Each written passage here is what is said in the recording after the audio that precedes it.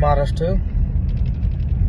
राज्यातील विनाअनुदानित शिक्षकाला माझी विनंती आहे, या राज्याचे लाडके कुटुंब प्रमुख, या राज्याचे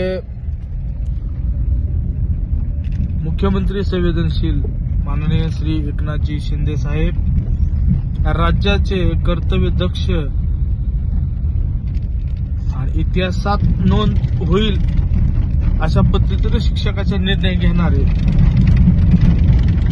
लाडके शिक्षण मंत्री माननीय दीपक केसरकर साहेब 100% आपल्याला न्याय देणार आहेत. विचार करा, माननीय राज्याच्या मुख्यमंत्री एवढी व्यस्त असताना एक मॅरेथॉन मीटिंग घेतली आणि त्या मीटिंगमध्ये लाडके मुख्यमंत्री यांनी शब्द दिला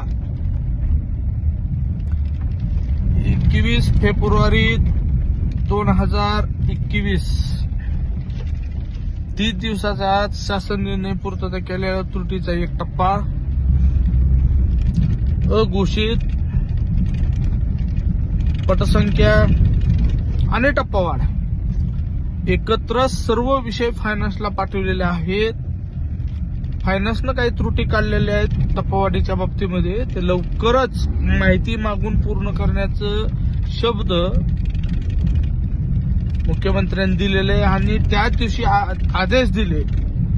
या राज्यातील सर्व शिक्षक आमदार माननीय म्हात्रे साहेब, माननीय विक्रम काळे, माननीय किरण सरनाईक, दराडे साहेब, माजी आमदार देशपांडे साहेब, दत्तात्रय सावंत साहेब आणि मी स्वतः व इतर तुमच्या संघटनेतले सर्व लोक, राठे काका असतील, स्वतः अनिल परदेशी, करतार सिंग, जामनेकर, हे सगळे लोक तिथं होते, रंगारे सर, आणि यांनी सगळ्यांनी पाहिलेलं आहे 100% शिक्षकाला न्याय मिळणार आहे. दिपावळीत माननीय शिक्षण मंत्री स्वतःच मैदानामध्ये येऊन शपथ घेऊन शब्द दिला होता. आपण एक पत्र दिलं, त्या पत्रानुषंगानं सगळं काम चालू झालेलं आहे. तुम्ही ज्या पद्धतीनं पत्र सांगितलं त्याच पद्धतीने दिलंय. आताही मी मुंबईलाच निघालो, उद्या त्याला एक बैठक आहे त्या विषयातली. मला एवढंच विनंती आहे की सर्वसामान्य शिक्षकांनी कुठलाही वेगळा निर्णय घेण्याची गरज नाही. आपण कॉन्ट्रॅक्टेशन करावं आपल्या शाळेवर. आपलं काम करण्यासाठी सरकार सक्षम आहे. महायुतीचं सरकारच आपल्याला न्याय देणार आहे. त्याच्यामुळं कुठल्याही सरकारच्या विरोधातलं स्टेटमेंट किंवा काही करू नका. मी सर्वांना विनंती करतो, स्वतः शिक्षण मंत्री कितीतरी गैरसमज दूर केले. आणि तुम्हाला एक विशेष सांगतो, राज्यातील माननीय सचिव असतील, आपले शिक्षण विभागाचे प्रधान सचिव देवल साहेब, माननीय उपसचिव असतील समीर सावंत साहेब, माननीय दुसरे उपसचिव असतील तुषार महाजन, कक्षीय अधिकारी कदम साहेब, सर्वच अधिकारी तुटून पडलेले त्या कामाबाबतीमध्ये. आणि सगळ्याला जाणीव आहे सर्वसामान्य शिक्षकासाठी आपण काय केलं पाहिजे. विद्या देणारेच जर उपाशी असतील तर विद्या घेणारा कधी सुखी होणार नाही. त्याच्यामुळे कुणी काळजी करू नका. मी एक विद्यार्थी दशातला आहे, विद्यार्थी म्हणून होतो, मी बघितलंय सगळं.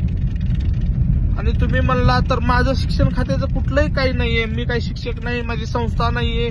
फक्त एक शिक्षकाचं 1 वर्षापासून एक फॅमिली सारखं नातं जुळले आणि फॅमिलीमध्ये वाद होत असतात. ती काय आपल्या घरातला विषय, आपण ती बसून मिटवू.